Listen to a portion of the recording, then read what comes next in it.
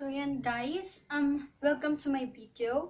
And magluluto ako ngayon ng churros. So yan, first na ingredients is water, butter, brown sugar, and salt.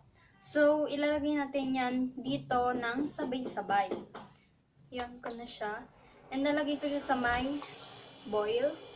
But masyado siyang malakas. So ipo-pour ko lang siya. And ngayon, nalagyan ko siya ng water,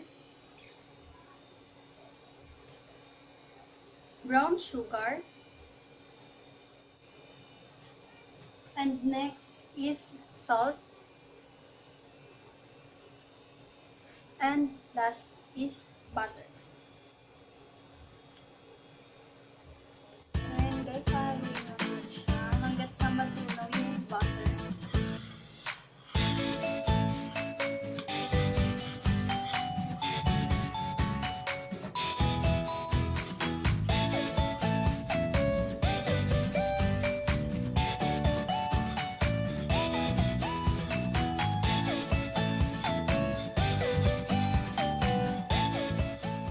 So, ayan guys, habang kumukulo siya, so lagyan na natin yung vanilla and yung flour. So, halu-haluin lang natin siya hanggat maging dough.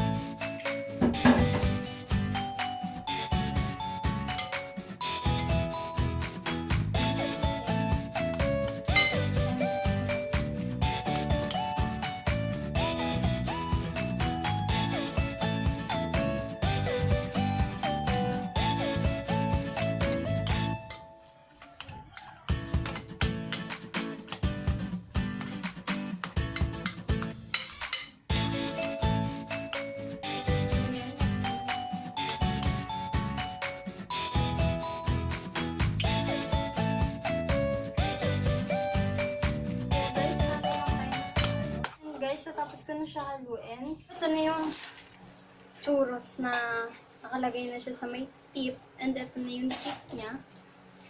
So, kailangan natin yung tip na parang pang churros talaga.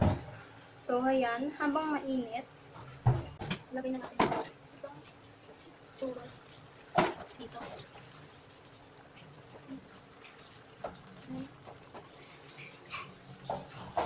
So, ayan. Ayun na yung churros. So, hintayin na lang natin siyang maluto.